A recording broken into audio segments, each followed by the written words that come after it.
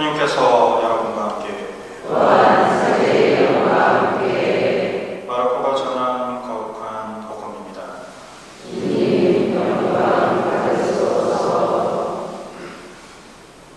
그때 성령께서는 예수님을 광야로 내보내셨다. 예수님께서는 광야에서 40일 동안 사탄에게 유혹을 받으셨다. 또한 그 짐승들과 함께 지내셨는데 천사들이 그분의 시중을 들었다. 요한이 잡힌 뒤에 예수님께서는 갈릴리아에 가시고 하나님의 복음을 선포하시며 이렇게 말씀하셨다. 때가 차서 하나님의 나라가 가까이 왔다. 회개하고 복음을 믿어라. 주님의 말씀입니다. 그리스도님 찬양합니다.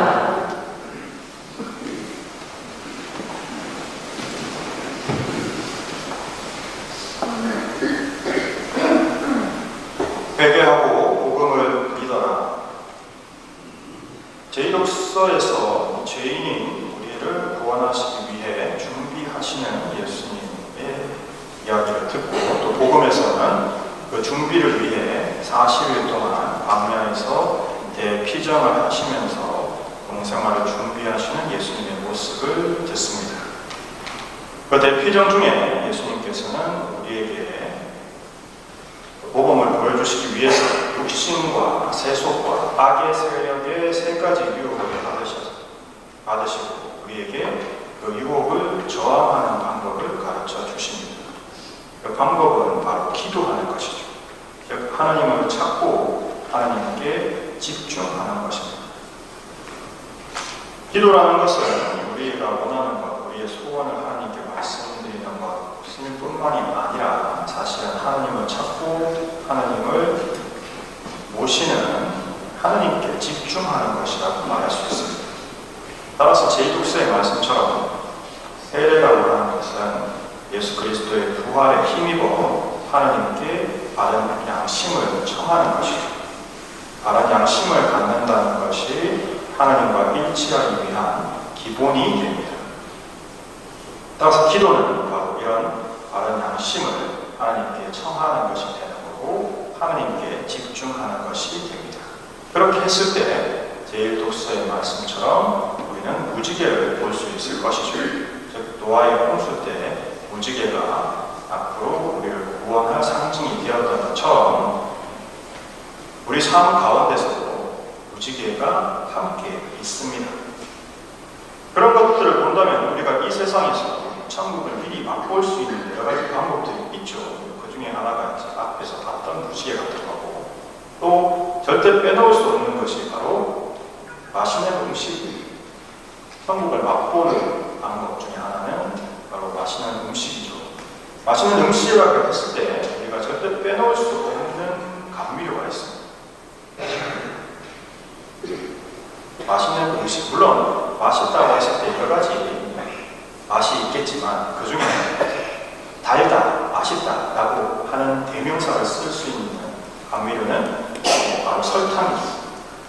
설탕은 여러분 잘 아시다시피 주로 사탕수수를 끓이고 결정을 만들어서 원심 분리기에 올린 과정을 반복해서 만드는 겁니다.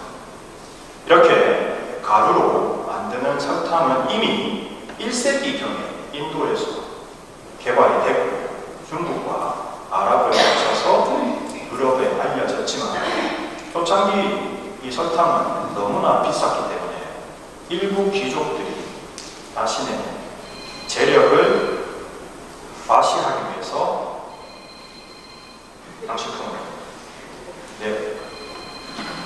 후원 구해주십시오.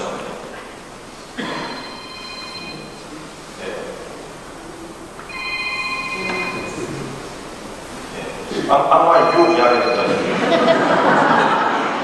바로 악마가 대답을 하는데 가끔 유럽에 여행 가셨다 보면 설탕으로 장식품 만드는 그 설탕 아트나 이런 걸 보시게 되는데 그게 그렇게 설탕이 만들기 쉬워서가 아니고요. 설탕이 너무나 비싼 거였기 때문에 나는 설탕으로 이렇게 장식품을 만들 만큼 돈이 많다라는 걸 자랑하기 위해서 만든 겁니다. 그만큼 설탕은 국가품이었는데 이것이 17세기에 와서 차와, 즉 홍차, 중국으로부터 차가 수입이 되는데 홍차는 아시다시피 녹차에 비해서 떨려 맛이 더 강합니다. 그래서 그냥 마시기 너무 힘들죠.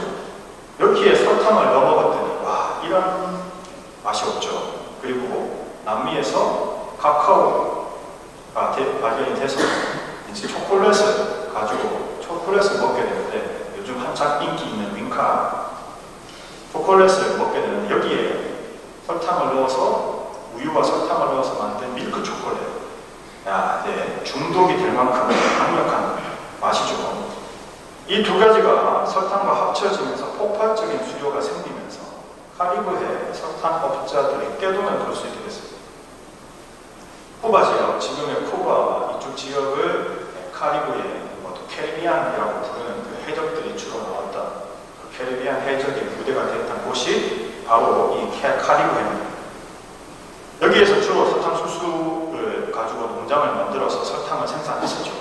그런데 이때 독일의 한 화학자가 사탕수수가 아니라 사탕무에서 설탕을 추출할 수 있을 것 같다라는 연구 결과를 발표하게 되고, 그 화학자의 제자였던 프란츠 아사르라는 인물이 여러 가지 실험과 노력으로 결국 사탕무에서 설탕을 추출하는 데 성공을 하고 농장을 설립합니다. 그렇게 하자 카리브해의 설탕업자들이 돈을 싸들고 와서 사탕무 설탕 제조법을 폐기해달라고 설득을 합니다. 이유는 뻔하죠. 하지만 이 프란치스 아사르는 그 요구를 거절하고 사탕무 설탕 제조법을 일반 대중에게 공포를 해버립니다. 그냥 오픈해버렸습니다. 그리고 나서 자신의 공장은 화재가 계속 일어납니다. 왜 화재가 계속 일어나는지 알 수가 없습니다. 결국 파산을 하게 되고 가난하게 돌아가셨습니다. 그분이 이 사탕무 설탕 추출법을 세상에 공포하면서 하셨던 말씀이 있습니다. 그건 바로 모든 인간은 천국을 느낄 권리가 있다 했습니다. 즉 자신의 이익을 포기하고 전 인류에게 설탕을 주십니다. 이게 가능한 전 인류가 설탕을 먹게 됐다는 것으로 제가 말씀드리는 이유는 사탕수수 업자들이 설탕을 독점하는 것이 불가능해졌기 때문에. 설탕 추출법은 사실 그닥 새로운 게 없습니다. 누구나 그 방식만 알면 사실 할 수 있죠.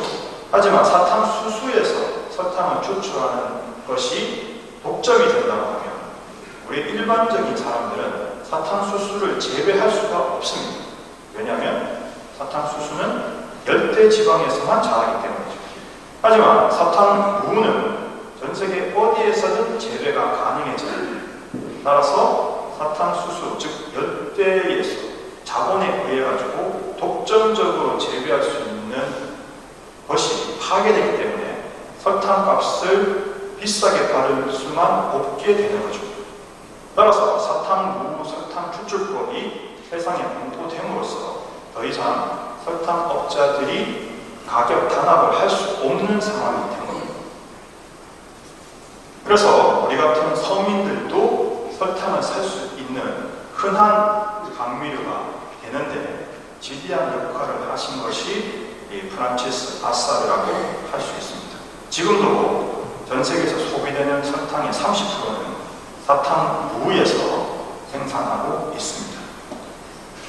복음 말씀으로 돌아와서 앞에 예를 들어서 우리가 생각해 보면 결국 유혹을 극복하고 하나님께 바른 양심을 청하는 것이 회개의 시작이라고 가르치시는 예수님의 말씀에 비추어서 생각해 보면 이 사탕무를 개발하셨던 프란치스 아사르가 바로 이 말씀을 잘 실천하셨던 분이라고 말할 수 있을 겁니다.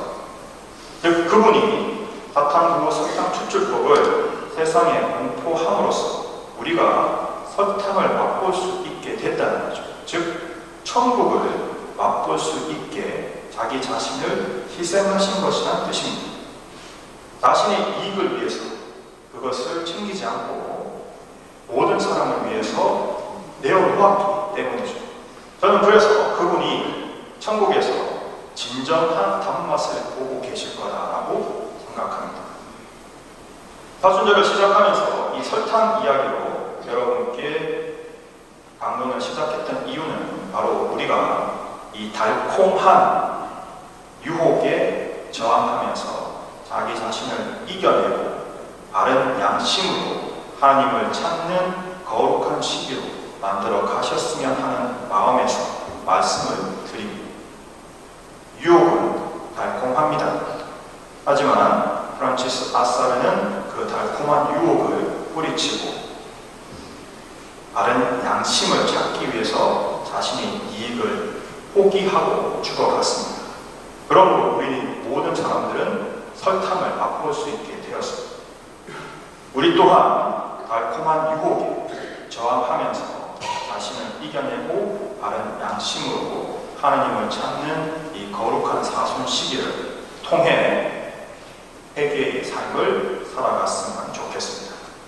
오늘 혹시 설탕을 드신다면 우리에게 설탕을 주신 이분께 감사를 드리면서 회개의 삶을 살아가는 바른 양심을 갖도록 다시 한번 다짐해 봅시다. 아멘.